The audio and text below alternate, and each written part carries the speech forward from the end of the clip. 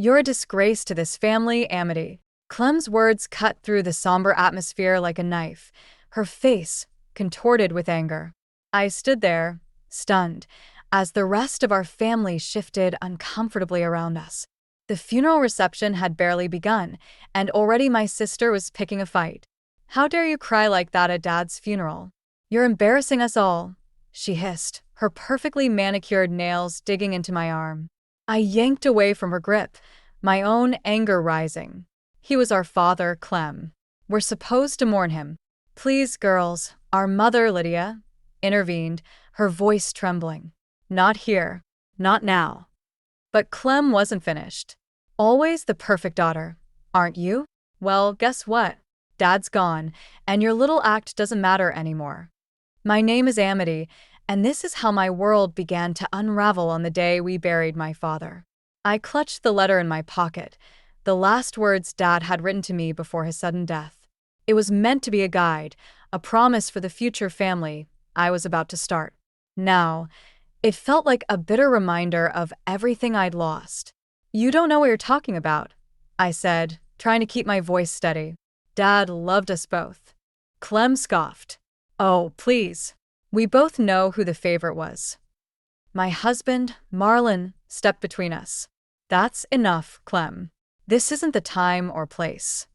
She turned her venom on him. "Stay out of this, Marlon. You're not even real family." I saw the hurt flash across his face, and something inside me snapped. "Don't you dare speak to him like that. Just because your own marriage is a mess doesn't mean you can take it out on us." The room fell silent. Clem's husband, Silas, looked up from his phone, suddenly interested in the drama unfolding. "What did you just say?" Clem's voice was dangerously low. Before I could respond, a throat cleared behind us. We turned to see Dad's lawyer, Mr. Finch, standing in the doorway. "I apologize for interrupting," he said, his eyes darting between Clem and me. "But it's time for the reading of the will." The tension in the room shifted. Clem's anger seemed to evaporate, replaced by a hungry gleam in her eyes. "Well, it's about time," she muttered. As we filed into Dad's study, I felt a wave of nausea. This was all wrong. We should be remembering Dad, sharing stories about his kindness, his humor. Instead, we were about to fight over his possessions like vultures. Mr.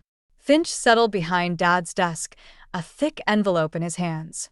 "Before we begin," he said, "I want to remind you all that Reed was a complex man.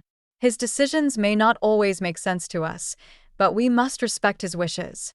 I saw Clem roll her eyes, and my stomach clenched. Whatever was in that envelope, I knew it was about to change everything. "Let's get on with it," Clem snapped.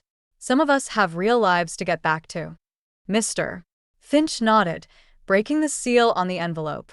As he began to read, I closed my eyes, my hand instinctively moving to my stomach. "Dad, I wish you could have met your grandchild. I wish you could have guided us through this mess." But as the lawyer's words washed over me, I realized that maybe, just maybe, Dad had found a way to do exactly that. Mr. Finch's voice droned on, listing Dad's assets and their distribution. I struggled to focus, the weight of grief and exhaustion pressing down on me. But as he mentioned a piece of land with a neglected cabin, my ears perked up. "The property at 1852 Willow Creek Road, including all structures and contents therein, is to be left to Amity," Mr. Finch read. Clem's head snapped up. "What? That old dump? Why would she get that?" I remembered the cabin vaguely, a place Dad used to go for solitude. He'd never taken us there, always saying it wasn't ready for visitors. Mr. Finch continued, "The remainder of the liquid assets are to be divided equally between Clementine and Amity." Clem's eyes lit up. "Now we're talking. How much are we looking at?" As Mr. Finch named the figure, I felt my stomach drop. It was far less than any of us had expected. "That's it," Clem exploded. "There has to be more. Where's the rest of it?" Mr. Finch adjusted his glasses. "I'm afraid that's all a mess. Clementine, your father's medical bills and some recent large withdrawals have significantly depleted the estate." Clem turned on me, her face flushed with anger. "This is your fault somehow. You always were Dad's favorite. What did you do? Convince him to give you more on the side? That's enough, Mom interjected, her voice sharp. Your father worked hard for what he had, and it's not our place to question his decisions. Clem wasn't listening. She stalked over to Mr. Finch's desk, snatching up the papers. I want to see those withdrawal records. There's no way Dad spent that much. As Clem pored over the documents, muttering to herself, I felt a strange pull towards the idea of the cabin. What secrets did it hold? Why had Dad left it to me specifically? Clem, I said softly, the cabin might be worth something. We could sell it and split dash. Oh, please, she scoffed. That worthless shack. You're welcome to it. I'll take my share in cash. Thank you very much. Silas, who had been silent until now, placed a hand on Clem's shoulder. Darling, perhaps we should discuss this at home. There might be more to consider. Clem shrugged him off. There's nothing to discuss. I'm taking what's rightfully mine. The room fell into an uncomfortable silence. I caught Marlon's eye, and he gave me a supportive nod. Mr. Finch, I asked, is there anything else? Any messages or instructions Dad left behind? The lawyer hesitated, then reached into his briefcase. There is one more thing. A letter, addressed to both of you. He held out an envelope. Clem snatched it before I could reach for it. She tore it open, her eyes scanning the contents. Her face twisted into a sneer. Typical, she spat, crumpling the paper and tossing it aside. More of Dad's sentimental garbage. I retrieved the letter, smoothing it out. Dad's familiar handwriting brought a lump to my throat. My dear girls, I hope you'll forgive an old man's secrets. The true value of what I leave behind isn't in bank accounts or property deeds. It's in the lessons I hope you've learned and the love I know you're capable of sharing. Amity, the cabin holds more than meets the eye. Clem, your strength has always been your greatest asset and your greatest weakness. I pray you'll both find what you truly need. Love always. Dad. I looked up to see Clem gathering her things, a determined set to her jaw. I'm taking my share and going, she announced. Silas, we're leaving. As they swept out of the room, I clutched the letter to my chest. Whatever Dad had hidden away in that cabin, I knew I had to find it. Not just for myself, but for the family he'd left behind. Broken, but not beyond repair. Mom squeezed my hand. Are you all right, sweetheart? I nodded, my mind already racing with possibilities. I think I need to visit that cabin. The gravel crunched under our tires as Marlon and I pulled up to the cabin. It was more dilapidated than I remembered, its weathered boards and sagging roof a testament to years of neglect. Are you sure about this, Amity? Marlon asked, eyeing the structure warily. I nodded, determination overriding my apprehension. Dad left this to me, for a reason. I need to know why. We approached the front door, its peeling paint flaking off at my touch. The key Mr. Finch had given me turned with difficulty in the rusty lock. Inside, the air was thick with dust and memories. Sheets covered most of the furniture, creating ghostly shapes in the dim light. I moved through the rooms, running my fingers along surfaces, searching for something. I wasn't sure what. Amity, look at this. Marlon called from the study. I joined him, finding him examining a large desk. It seemed out of place, newer and better maintained than the rest of the furniture. There's something off about it, he mused, tapping the wood. It sounds hollow in places. We spent the next hour searching the desk, looking for hidden compartments or secret drawers. Just as I was about to give up, my fingers caught on a small indentation beneath the writing surface. There was a soft click, and a panel slid open. Oh my God, I breathed, reaching inside. I pulled out a stack of letters, yellowed with age, and a folded piece of paper that looked like a map. My hands trembled as I opened the first letter. My dearest Amity, it began in Dad's familiar scrawl. If you're reading this, it means I've failed in my greatest endeavor, to heal the rift in our family. But perhaps, through you, there's still hope. Tears blurred my vision as I read on. Dad wrote of his regrets, of the mistakes he'd made in raising Clem and me. He spoke of a dream he'd had for us, a legacy that went beyond money or possessions. The map will guide you to what truly matters, the letter concluded. Trust your heart, my little peacemaker. You've always known the way. Marlon squeezed my shoulder. What do you want to do? I looked at the map, then back at him. We follow it. Whatever Dad hid out there, he meant for me to find it. We spent the rest of the day combing the property, using the map as our guide. As the sun began to set, casting long shadows across the overgrown field behind the cabin, I spotted something glinting in the fading light. Rushing over, I began to dig with my bare hands. Marlon joined me, and soon we unearthed a metal box. With shaking fingers, I opened it. Inside was a journal and a collection of old photographs. I opened the journal, and a slip of paper fell out. It was a bank statement showing an account I'd never known about, with a balance that made my head spin. This can't be right, I murmured, showing Marlon. As I flipped through the journal, the truth began to emerge. Dad had been secretly building this fund for years, siphoning off portions of his income and investments. But it wasn't for himself, or even for Clem and me. It was for a foundation he'd dreamed of starting, one dedicated to helping families in crisis. He wanted to make a difference, I realized, my voice thick with emotion. To leave the world better than he found it.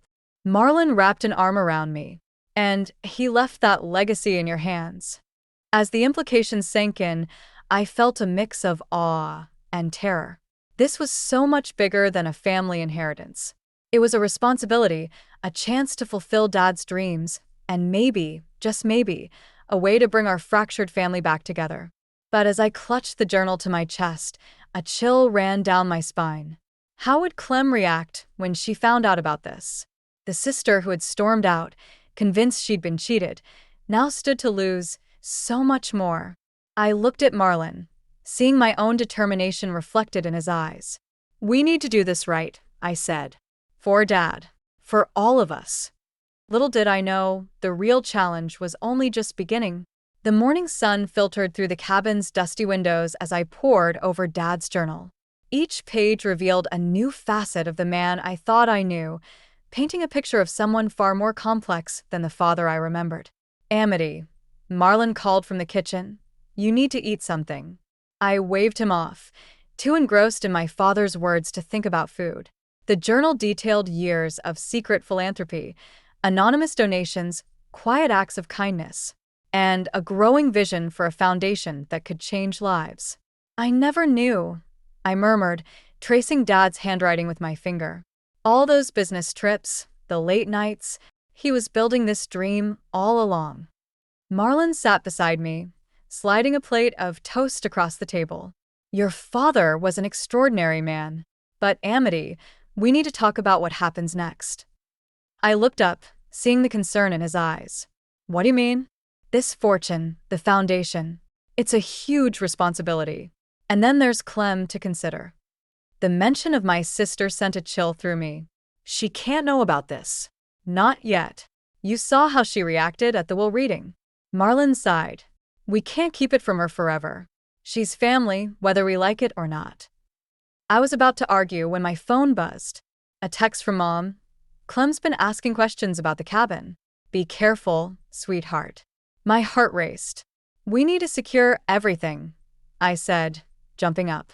If Clem finds out before we're ready. We spent the next few hours cataloging every document, every heirloom we discovered. As I photographed a particularly beautiful antique locket, something caught my eye.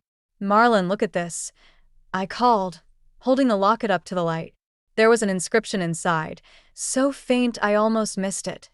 To my dearest Evelyn, my heart is yours always. Evelyn. Marlon frowned.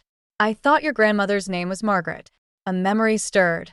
A hushed conversation overheard years ago, my mother's tearful voice. You can't keep hiding her, Reed. She deserves to know the truth. With trembling hands, I flipped through the journal, searching for any mention of Evelyn. Near the back, I found a loose page, covered in Dad's hurried scrawl. My darling girls, there's so much I should have told you. Evelyn was my first love, long before I met your mother. The choices I made then have shaped our family in ways you can't imagine. I pray you'll forgive me when the truth comes to light. Oh my God, I breathed, looking up at Marlon. There's more to this than just money. Dad was hiding someone all these years. Before Marlon could respond, we heard the crunch of tires on gravel outside. Through the window, I saw a familiar car pulling up. It's Clem, I hissed, panic rising in my throat. Quick, hide everything. We scrambled to conceal the documents and heirlooms as footsteps approached the cabin. The door burst open, revealing Clem, her face a mask of fury. Well, she sneered, taking in the scene. Looks like little sister's been busy. Find anything interesting in Daddy's summer home? I stood my ground, trying to keep my voice steady. Clem, this isn't what you think. There's so much we need to talk about. Save it, she snapped. I know you're hiding something, and I'm not leaving until I get what's rightfully mine. As Clem advanced into the room, her eyes darting around for clues, I felt the weight of Dad's secrets pressing down on me.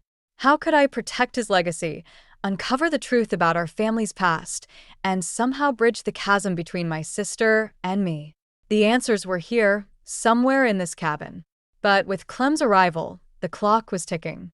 I had to find a way to unravel this mystery before it tore what was left of our family apart. Clem's eyes darted around the cabin, her desperation palpable. Where is it, Amity? I know Dad left something valuable here. I stood my ground, trying to keep my voice steady. Clem, please. We need to talk about this rationally. She laughed bitterly. Rational? You want rational when you're clearly hiding something from me? Her gaze fell on the partially concealed journal on the table. What's that? Before I could react, she snatched it up, flipping through the pages. Her eyes widened as she scanned the contents. A foundation? Hidden accounts. Clem's voice rose with each revelation. You lying little snake. You've been holding out on me this whole time. Marlon stepped between us. Clem, it's not what you think. We only just discovered this ourselves. She shoved him aside, advancing on me. How much, Amity? How much did Dad leave that you're not telling me about? The truth hung heavy in the air. I took a deep breath, knowing this moment could shatter what was left of our relationship. It's not about the money, Clem. Dad had plans, dreams for this fortune. He wanted to help people, to make a difference. Oh, spare me the saintly act, Clem spat. You always were Daddy's perfect little girl, weren't you? Well, guess what? I have dreams too. Dreams that require money that should be half mine. Her words stung, but I held firm. I'm sorry you're struggling, Clem, but this isn't the answer. Dad wanted this money to go towards something bigger than us. Bigger than us? Clem's laugh was hollow. What about family, Amity? What about taking care of your own sister? The irony of her words wasn't lost on me. Family? You haven't acted like family in years, Clem. Where were you when Dad was sick? When Mom needed support? Her face flushed with anger. Don't you dare judge me. You have no idea what I've been through, what I'm dealing with now. Something in her tone made me pause. What do you mean? Clem, are you in some kind of trouble? For a moment, vulnerability flashed across her face before the mask of anger slipped back into place. That's none of your business. What matters is that I need that money, and you're going to give me my fair share.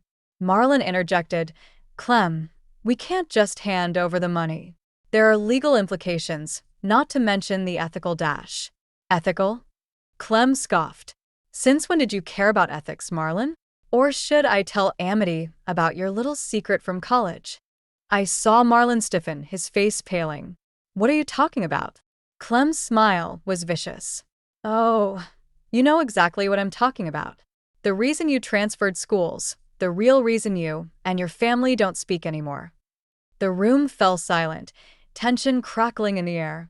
I looked between my husband and my sister, feeling like the ground was shifting beneath my feet. Marlon, I whispered, searching his face for answers. He wouldn't meet my eyes. Amity, it's complicated. I never meant to dash. Clem cut him off. Save the excuses. Here's what's going to happen. You're going to give me half of whatever Dad left, or I start airing all our family's dirty laundry. Starting with golden boy Marlon here." The threat hung in the air, heavy and suffocating. I felt torn between protecting my father's legacy and preserving what was left of my family. "You have 24 hours to decide," Clem said, heading for the door. "Choose wisely, little sister." As the door slammed behind her, I sank into a chair, my head spinning. The cabin that had once felt like a sanctuary now seemed claustrophobic, filled with secrets and lies. Marlon reached for me, but I pulled away. "Don't," I said, my voice barely above a whisper. "Just Don't. We need to talk, but right now I need to figure out how to save Dad's dream without destroying what's left of our family." As the weight of Clem's ultimatum settled over us, I realized that uncovering the truth about my father's past was only the beginning.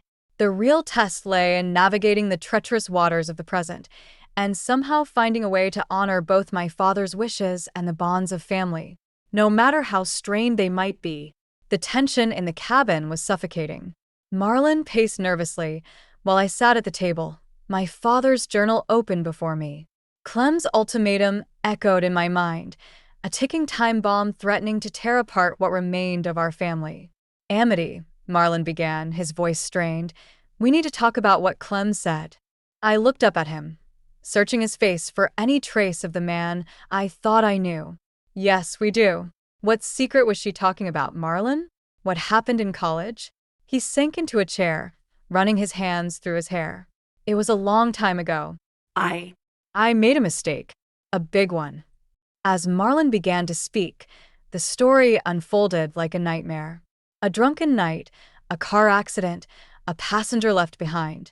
His voice trembled as he recounted fleeing the scene, transferring schools to escape the guilt and potential consequences. "I've carried this for so long," he finished, his eyes pleading. "I never meant to keep it from you, but I was afraid. Afraid of losing you, of ruining everything we've built." The revelation hit me like a physical blow. I stood abruptly, needing space, needing air. "How could you?" I whispered. "All these years, and you never told me?" Before Marlon could respond, my phone buzzed. A text from Clem. "Time's running out, sis. What's it going to be?" Anger surged through me, at Marlon for his deception, at Clem for her manipulation, at myself for being caught in the middle of it all. I grabbed my keys and headed for the door. "Amity, wait." Marlon called after me. "Where are you going?" "To end this," I snapped. "Once and for all." I drove to Clem's house, my mind racing. When she opened the door, her smug expression only fueled my determination. Well, she drawled. "Come to your senses, have you?" I pushed past her into the house. "We need to talk, Clem. No more games, no more threats." She followed me into the living room, where Silas sat looking confused and concerned. "Amity, what's going on?" I turned to face them both. It's time for the truth to come out. All of it. Over the next hour, I laid bare everything. Dad's secret philanthropy, the foundation he dreamed of, and yes, even Marlon's past. Silas listened in stunned silence, while Clem's face cycled through shock, anger, and finally, a flicker of something that might have been shame. "So that's it," I finished, my voice hoarse. "That's the legacy Dad left us. Not just money, but a chance to do something meaningful. To be better than we've been." Clem scoffed, but it lacked her usual venom. "And what? You expect me to just give up my share? To play along with Dad's little charity project?" "No," I said softly. "I expect you to be honest. With Silas, with yourself, about why you really need the money so desperately." The room fell silent. Silas turned to Clem, his brow furrowed. "Clem, what is she talking about?" For a moment, I saw my sister's mask slip. The vulnerability I'd glimpsed earlier returned, and with it, a flood of tears. "I messed up, okay?" she choked out. "I got in over my head with some investments. I thought I could fix it before anyone found out, but..." As Clem's financial troubles came to light, I felt a strange mix of vindication and sadness. This was the sister I remembered, flawed, yes, but human. not the cold, calculating woman she'd become. Silas moved to comfort her, but Clem pulled away. Don't, she said. I don't deserve it. I've ruined everything. I took a deep breath, knowing that my next words could change the course of our family forever. No, Clem. You haven't. Not yet. But what you do next, that's what matters. As the three of us sat there, the weight of secrets finally lifted, I realized that this was the real test. Not just of our family bonds, but of the legacy our father had left us. Could we find a way forward to heal the wounds of the past and build something meaningful for the future? The answer, I knew, would determine not just the fate of Dad's fortune, but the very soul of our family. The tension in Clem and Silas's living room was palpable. Clem sat hunched on the couch, her face buried in her hands, while Silas paced back and forth, his expression a mix of shock and anger. How could you do this, Clem? Silas demanded. All those investments, the lies. Do you have any idea what this means for us? Clem looked up, her eyes red-rimmed. I was trying to fix it, Silas. I thought if I could just make one big score, everything would be okay. I watched the scene unfold, feeling a strange mix of vindication and sorrow. This was the reckoning I'd known was coming, but it brought me no joy to see my sister's life crumbling before my eyes. Fix it, Silas scoffed. You've ruined us, Clem. The company, our reputation, it's all gone. As Silas continued to berate Clem, I saw something shift in my sister's demeanor. The vulnerability that had briefly surfaced began to harden, her eyes taking on a familiar, calculating gleam. It's not all gone, Clem said, her voice low. She turned to me. Tell him, Amity. Tell him about Dad's fortune. I felt my heart race. Clem, don't dash. But she was already forging ahead, desperation fueling her words. Dad left a hidden fortune, Silas. Millions, earmarked for some ridiculous charity project. But it's family money. It belongs to us. Silas stopped pacing, his gaze darting between Clem and me. Is this true? I took a deep breath, knowing that my next words would shape the course of our family's future. Yes, it's true. But it's not what you think, Silas. Dad had a vision, a plan to help people. It's not just money to be spent. Clem let out a bitter laugh. Oh, spare me the noble act, Amity. You're just as selfish as the rest of us. You want to keep it all for yourself. Play the big philanthropist while your own sister suffers. That's not true, and you know it. I shot back, feeling my own anger rise. I've offered to help you, Clem, to find a way to make this right. But you can't just take Dad's legacy and use it to cover up your mistakes. Silas held up a hand, his face grim. Enough. Clem, I need to know exactly how bad this is. Show me everything. As Clem reluctantly pulled out financial documents and began explaining the extent of her mismanagement, I felt my phone buzz. A text from Marlon. Where are you? We need to talk. I stepped out of the room, my mind reeling. How had we come to this? Our family, once so close, now fractured by secrets and lies. When I returned, the atmosphere had shifted again. Silas stood by the window, his shoulders slumped in defeat. Clem sat at the dining table, surrounded by papers, her expression unreadable. I've seen enough, Silas said, his voice heavy. Clem, I'm sorry, but I can't be a part of this anymore. I'm calling my lawyer in the morning. We're done. Clem's head snapped up, panic flashing in her eyes. Silas, please. We can fix this. With the money from Dad's estate dash. No, interrupta firmly. That's not an option, Clem. The foundation is happening whether you like it or not. It's what Dad wanted. For a moment, I thought Clem might lash out again. But instead, she seemed to deflate, the fight draining out of her. Then what am I supposed to do? She whispered. I've lost everything. I moved to sit beside her, feeling a glimmer of the sisterly bond we'd once shared. Not everything, Clem. You still have family. If you're willing to make things right, to be honest for once, we can find a way through this. Together. Silas cleared his throat. Amity's right. This fortune of your father's, Maybe there's a way it can help, but not by just handing it over. We need to think bigger. As the three of us sat there, the beginnings of a plan taking shape, I felt a mix of hope and trepidation. This was our chance to honor Dad's legacy, to heal the wounds of the past. But it would require sacrifice, honesty, and a level of trust we hadn't shared in years. I took out my phone, my finger hovering over Marlon's name. Whatever happened next, I knew one thing for certain. Our family would never be the same again. The autumn breeze rustled through the trees surrounding the cabin as I stood on the porch, one hand resting on my swollen belly. 6 months had passed since that fateful day when our family secrets had come crashing down around us. Marlon appeared beside me, wrapping an arm around my shoulders. "Penny for your thoughts?" I leaned into him, grateful for his steady presence. Just thinking about how much has changed. How much we've all changed. The sound of laughter drifted from inside the cabin, and I couldn't help but smile. Mom was in the kitchen with Clem, the two of them preparing dinner together, a scene I wouldn't have thought possible just a few months ago. "Are you ready for this?" Marlon asked, his voice gentle. I took a deep breath. As ready as I'll ever be. We made our way inside, where Silas was setting the table. The cabin, once neglected and filled with secrets, now buzzed with life and purpose. Dad's dream of a charitable foundation had become a reality, with all of us playing a part. Clem looked up as we entered, her face softer than I'd seen it in years. "Just in time," she said. "Dinner's almost ready." As we gathered around the table, I couldn't help but marvel at the transformation we'd all undergone.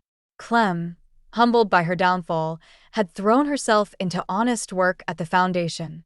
Silas, though no longer married to Clem, had become an invaluable advisor.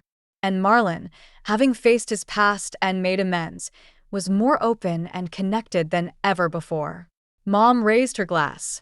"I'd like to propose a toast," she said, her eyes shining. "To Reed, whose legacy brought us together in ways we never could have imagined." We clinked glasses, the weight of the past few months hanging in the air between us. "I have something I want to say," Clem spoke up, her voice uncharacteristically hesitant. She looked at me, her eyes brimming with unshed tears. "Amity, I owe you an apology. For everything. I was so caught up in my own problems, my own greed, that I lost sight of what really matters." I reached across the table, taking her hand in mine. "We've all made mistakes, Clem. What matters is that we're here now, trying to make things right." Silas cleared his throat. "I have some news," he said. "The Foundation's first major project is ready to launch. We'll be breaking ground on the community center next month." A chorus of excitement erupted around the table. This was what Dad had dreamed of, his fortune being used to make a real difference in people's lives. As the conversation flowed, I felt a sudden kick from the baby. I gasped, drawing everyone's attention. "Are you okay?" Marlon asked, concern etched on his face. I nodded, smiling through happy tears. "More than okay. I think Dad would be proud of us." Mom reached over, squeezing my hand. "He always was, sweetheart. And he'd be over the moon about becoming a grandfather." As the evening wore on, I found myself back on the porch, watching the sun set over the trees. Marlon joined me, wrapping a blanket around my shoulders. "What are you thinking about now?" he asked. I turned to face him, feeling a sense of peace I hadn't experienced in years. "I'm thinking about the future, about the family we're building, the legacy we're creating." Marlon placed a hand on my belly, his touch gentle. "Our little one is going to have quite the story to grow up with." I laughed softly. "They certainly are. But more importantly, they're going to have a family that knows the value of honesty, forgiveness, and working together for something bigger than ourselves." As we stood there, the warm glow of the cabin behind us and the promise of tomorrow stretching out before us, I felt a profound sense of gratitude. For Dad's final gift to us, not just the money, but the opportunity to heal, to grow, and to become the family he always knew we could be. The journey had been difficult, filled with pain and betrayal, but as I looked at the life growing inside me, I knew that every step had been worth it. We had faced our demons, confronted our past, and emerged stronger for it. As the first stars began to twinkle in the twilight sky, I whispered a quiet thank you to Dad. His unfinished promise had become our new beginning, a legacy of love and hope that would carry us forward into whatever challenges the future might hold.